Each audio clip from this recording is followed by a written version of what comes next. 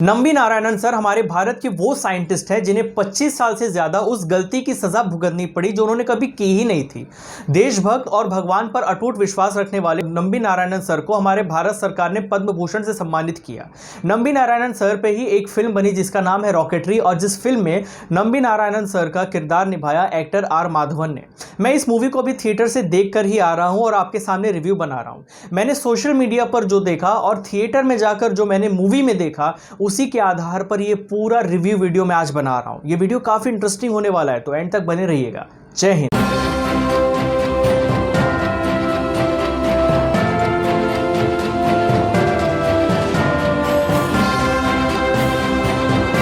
सच कहूं तो rocketry movie का जो शुरुआती सीन था, स्टार्टिंग का सीन था, उसी सीन ने मेरा दिल एकदम से जीत लिया। उस सीन को टेक्निकल लैंग्वेज में, कैमरा लैंग्वेज में क्या कहते हैं वो तो मैं नहीं जानता, लेकिन उस सीन में ये दिखाया गया था कि कैमरा का फोकस रॉकेट से होते हुए सीधा साइंटिस्ट नंबी नारायणन जी के घर पे पहुंचता है और उस बैकग्राउंड में वेंकटेश्वरा सुप्रभातम की आवाज गूंज रही होती है। अब आप लोग नहीं जानते होंगे अगर वेंकटेश्वरा सुप्रभातम क्या है, तो वेंकटेश्वरा सुप्रभातम एक संस्कृत श्लोक है जो अधिकतम साउथ इंडियन फैमिलीज में सुबह सुबह उनके घरों में बजाया जाता है। इस फिल्म में साउथ इंडियन कल्चर को बहुत ही अच्छी तरीके से दिखाया गया है। नंबी नारायणन सर का बोलने का तरीका, उनके कपड़े पहनने का तरीका, उनके रहन सहन का जो तरीका दिखाया गया है, वो पूरी तरह एक साउथ इंडियन जो प्रॉपर एथनिक कल्चर है साउथ इंडियन का, उसे रिप्रेजेंट करता है। इस फिल्म में जो इसरो का रॉकेट बनाने का स्ट्रगल रहा है उसे बहुत ही डिटेल में दिखाया गया है और जो हुआ जैसे हुआ उसी तरह से दिखाया गया, यानी कि आर्टिस्टिक फ्रीडम के नाम पर फिल्म मेकर्स ने अपने तरफ से कोई भी सीन इसमें ऐड नहीं किया।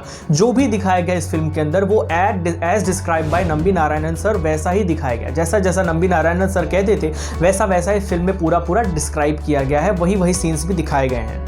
आप इस फिल्म को अपने पूरे फैमिली के साथ में बहुत ही आराम से देख सकते हैं। कुछ टेक्निकल लैंग्वेजेस हो सकता है आपको समझ में ना आए, लेकिन आप स्टोरी लाइन पूरी समझ जाएंगे। अगर आपका इंटरेस्ट स्पेस में, साइंस में या मिसाइल सिस्टम या रॉकेट सिस्टम में है तो आपको ये फिल्म बहुत ही ज्यादा इंटरेस्टिंग लगने वाली है। इस फिल्म के अंदर doctor APJ Abdul Kalam, doctor Vikram Sarabhai और इसरो के जो बड़े बड़े साइंटिस्ट हुए हैं उन सब का भी किरदार बहुत ही अच्छी तरीके से डिपिक्ट किया गया है। इसके साथ साथ ये फिल्म मैं जितनी भी तारीफ करना चाहूँ उतना ही कम है। इस फिल्म के अंदर जब नंबी नारायणन सर पर देशद्रोह के चार्जेस लग जाते हैं, पाकिस्तान को मिसाइल सिस्टम के डिजाइन्स बेचने के आरोप लग जाते हैं, उसके बाद जो सीन दिखाए गए हैं, जो उनके ऊपर जिस तरह से उनका इन्वेस्टिगेशन किया गया, उनके फैमिली के साथ जो भी किया गया, उनकी वाइफ के साथ में जो दुर्घटना हुई उसके बाद में जो जितनी बारीकी से दिखाया गया, जिस तरह से सोसाइटी ने नंबी नारायणन सर की फैमिली को ट्रीट किया, ये सब जो भी दिखाया गया इस फिल्म में, उस देखने के बाद शायद ही ऐसा कोई इंसान होगा जो भावुक हुए बिना रह जाए।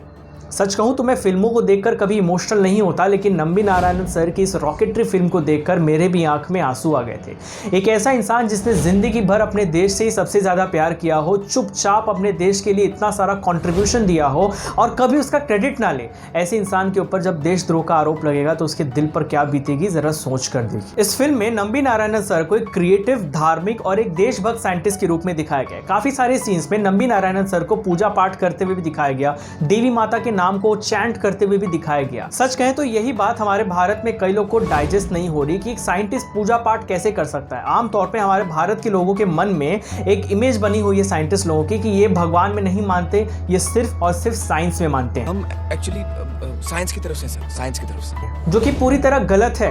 हमारे देश में काफी सारे महान साइंटिस्ट जैसे डॉक्टर एपीजे अब्दुल कलाम हो गए, इन्हें काफी बार मंदिरों में देखा गया, दर्शन करते हुए देखा गया है, संतों महात्माओं के साथ में चर्चा डिस्कशन करते हुए देखा गया है। इसरो के चेयरमैन के सिवान सर, उन्हें भी कई बार मंदिरों में दर्शन करते हुए संतों का आशीर्वाद लेते हुए दिखाया गया है। तो अपने मन से ये बात तो बिल्कुल से निकाल दीजिए कि साइंटिस्ट कभी पूजा पाठ नहीं करते या भगवान में विश्वास नहीं रखते। क्या आप जानते हैं कि जब से ये फिल्म आई है तब से नंबी नारायणन सर का जो किरदार आर माधवन ने उस फिल्म में प्ले किया है, उस किरदार को काफी ट्रोल किया जा रहा है। जैसा कि मैंने आपको पहले बताया, फिल्म में जो नंबी नारायणन सर का किरदार है वो काफी देशभक्त और एक धार्मिक किरदार है, जो कि वाकई में है। और इसी को देखने के बाद में हमारे अनुपमा जी को इससे काफी दिक्कत होने लगी। नहीं, मैं ये वाले अनुपमा जी की बात नहीं कर रहा हूँ, फिल्म क्रिटिक अनुपमा चोपड़ा जी की बात कर रहा हूँ। उन्हें सीन से काफी दिक्कत होने लगी जहाँ पे नंबी नारायणन सर को पूजा पाठ करते हुए, देवी माता का नाम स्मरण करते हुए दिखाया गया, उन्हें सीन से काफी दिक्कत होने लगी। अपने फिल्म रिव्यू में उन्होंने लिखा कि नंबी नारायणन जी के बारे में जो फिल्म बनी है उसमें बार बार उनके देशभक्ति को, उनके धार्मिक रीति रिवाजों को, उनके धार्मिक प्रैक्टिसेस को बहुत ही ज्यादा हाईलाइट किया जा रहा था। फिल्म रिव्यू को लिखते समय उन्होंने जो अपने ब्लॉग में लिखा वो मैं आपको पढ़ के सुनाता हूँ। अपने रिव्यू में अनुपमा चोपड़ा ने लिखा, in the process of being dramatized by Madhavan the real life story of Nambi Narayanan becomes more about jargon and jingoism. अगर आपको जिंगोइज्म का मतलब नहीं पता तो मैं आपको बता देता हूं। जिंगोइज्म का मतलब होता है एक्सट्रीम पेट्रियोटिज्म, जिसे आप आम लैंग्वेज में उग्र देशभक्ति कह सकते हैं। I just wanted to ask you Anupama madam, what do you mean by calling R Madhavan's role in this film a jingoistic role? एक साइंटिस्ट जिसने अपनी पूरी जिंदगी भारत के लिए दे दी, इसरो के लिए, हमारे रॉकेट सिस्टम के लिए, हमारे देश के लिए इतने सारे कंट्रीब्यूशन किए और उसके बाद भी कभी उस चीज़ का कोई क्रेडिट नहीं लिया, उसके रोल को आप एक जिंगोइस्टिक रोल कह रही हैं, उनके किरदार को आप जिंगोइज्म कह रही हैं। कुछ तो शर्म करो। वैसे दोस्तों मैं आपको बताना चाहूंगा कि वही अनुपमा चोपड़ा है जिन्होंने कश्मीर फाइल्स मूवी के टाइम पे कहा था कि कश्मीर में जो हिंदुओं का जेनोसाइड दिखाया गया है वो पूरी तरह झूठ है, वैसा कभी कुछ हुआ ही नहीं।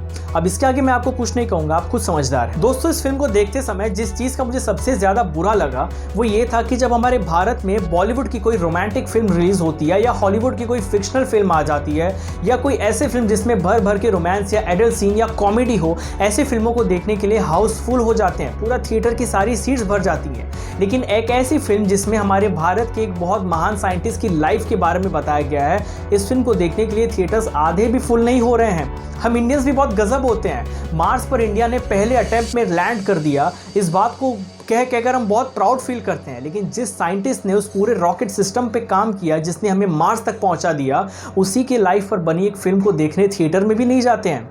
मैं ये नहीं कह रहा हूँ कि आप बॉलीवुड की उन रोमांटिक फिल्मों को या कॉमेडी फिल्मों को ना देखें, you have the freedom, it's your personal choice. मैं बस ये कह रहा हूँ कि रॉकेटरी जैसी फिल्में भी आपका अटेंशन डिजर्व करती हैं, उन फिल्मों को भी इग्नोर ना करें, क्योंकि ऐसी फिल्में बार बार नहीं बनती। ऐसी फिल्में खासकर जिनमें जो जैसा हुआ वैसा का वैसा फैक्ट्स के साथ में दिखाया गया, ऐसी फिल्में बार बार नहीं बनती हैं। आपसे बस यही कहूँगा कि अगर आपने अब तक ये मूवी को नहीं देखा है तो अपने नज़दीकी थिएटर्स में जाकर इस फिल्म को देखिए, और अगर आपने फिल्म को देख लिया है तो आप मुझे कमेंट करके बताइए कि आपको ये फिल्म कैसी लगी। अब बने रहिए मेरे साथ, मैं और भी ऐसे मूवी रिव्यूज़ आपके सामने लेकर आता रहूँगा। अगर आपने मेरे चैनल को सब्सक्राइब नहीं किया तो चैनल को सब्सक्राइब कर दीजिए। मैं जैसा आपको बार बार कहता हूँ, जब आप मेरे चैनल को सब्सक्राइब करते हैं, मेरे वीडियोज़ को लाइक करते हैं, वीडियो को शेयर करते हैं, कमेंट करते हैं, तो यूट्यूब का एल्गोरिथम मुझे सपोर्ट करता है। तो सपोर्ट करिए मुझे, मेरी मेहनत को, बने रहिए मेरे साथ। जय हिंद, जय भारत।